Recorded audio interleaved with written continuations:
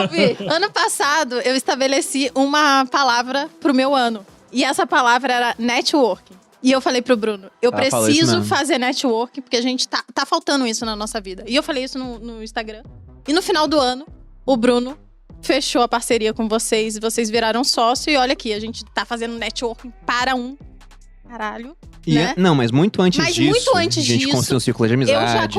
Por quê? Porque tudo é ativo. Quando você estabelece uma pequena meta, né? Sei lá, eu não consigo dizer se isso é um objetivo ou uma meta. Mas eu falei, isso vai ajudar. Você não botou um horizonte temporal, mas você definiu uma direção pro ano e aconteceu. Foi um ano. Eu falei, esse ano a gente tem que fazer ligações. Porque tá faltando isso na nossa vida. A gente tá muito na nossa bolha.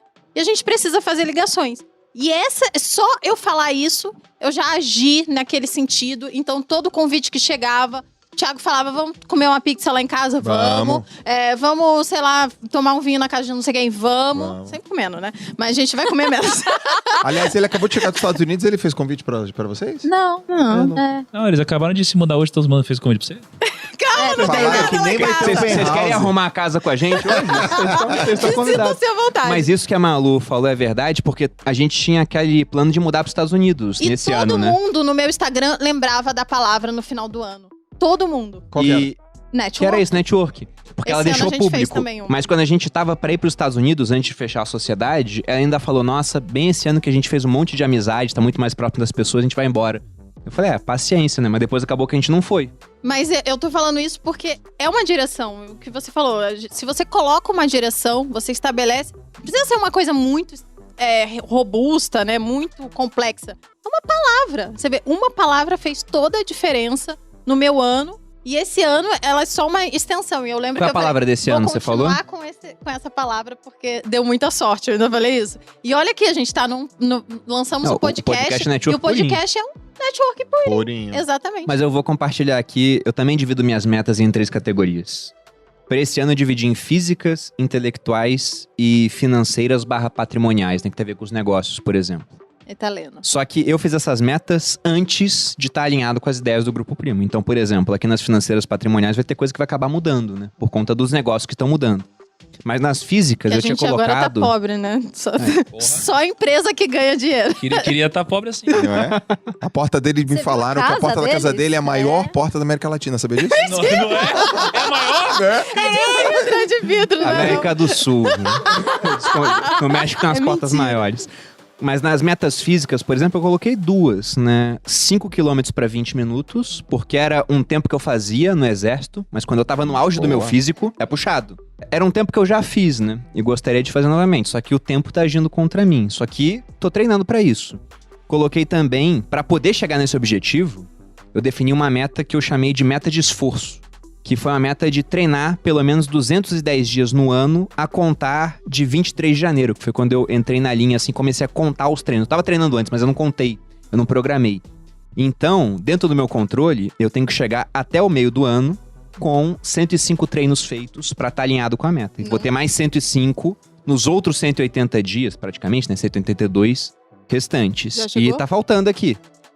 Tô devendo. Tá devendo. Tô devendo muito? Na metafísica. Tô com 81 treinos agora e ainda falta esse mês todo pra chegar até o meio do ano. Então talvez eu todo consiga. Dia, então. Não vai rolar. rolar. Todo dia, eu posso faltar alguns, mas não vai rolar. Provavelmente eu não vou chegar no dia 105. Depois vai ter que correr um pouquinho. Coloquei como metas intelectuais e eu maneirei bastante nessa meta, porque teve um ano que eu coloquei aquela meta pública de ler 61 livros no ano. E aí ele ganhou uma hérnia. Porque eu li que os CEOs liam 60 livros por... Eu li o seguinte... Foi esse ano que ele ganhou uma hérnia. Eu li o seguinte, que o CEO médio lia 60 livros por ano. Eu falei, mas eu não sou o médio.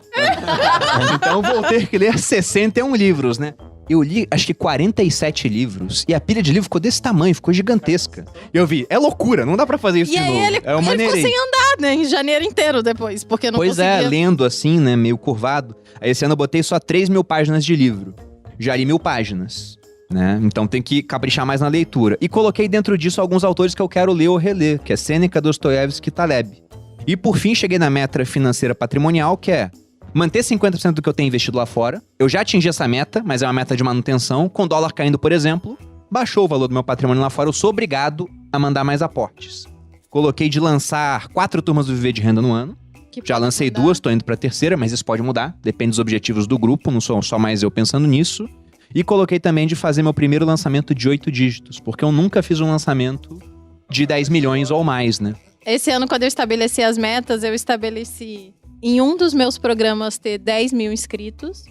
Eu tinha previsto ter 400 mil seguidores. Isso é uma coisa que a gente nunca buscou muito crescer em redes sociais, né? Isso mudou pra mim esse ano. A gente percebeu. Isso mudou. Porque ele é competitivo, né? Mas enfim. Não é só questão de competição. Acaba de falar e depois eu Eu tinha colocado porque eu nunca tinha estabelecido isso. E eu falei, não, esse ano eu vou trabalhar pra crescer nas redes sociais. Mas tô bem satisfeita com as minhas metas, que também foram metas conservadoras, assim, na minha opinião. Poderia ter sido mais. Eu não achei que eu fui conservador, por exemplo. Eu gosto do que o Joel fala de colocar uma meta desafiadora. Mas não uma meta que seja, tão desafiadora a ponto de ser quase impossível de depois... Se eu dei mole um mês, já não consigo mais alcançar. Porque aí pode ser que eu desanime e deixe de lado. Agora, eu gosto daquela meta onde, por exemplo, você calcula que tem que fazer um pouquinho todo dia e se fizer só esse pouquinho todo dia, você não chega. Tem que fazer algo a mais em algum ponto do ano, senão não vai dar. E eu não tinha meta de crescimento em rede social. Eu sempre raciocinei, cara, minha meta não é crescimento em rede social. Minha meta é vender tantos alunos por curso. E tô satisfeito com isso. Mas aí é aquela questão da palavra para dar direção, né? E assim que eu entrei aqui no grupo, vocês mostraram lá os princípios do Grupo Primo. E o Thiago, ele falou, a nossa meta aqui são 2 coisas básicas. É crescimento e relevância. Então eu falei, crescimento e relevância. E hoje, quando eu tenho dúvida do que fazer, por exemplo, em rede social, eu penso, qual é a meta? É crescimento e relevância. Isso dá uma direção muito clara. É como se antes, sem ter essa direção, eu estivesse numa pista lenta, olhando toda a saída assim, será que essa saída é pra mim?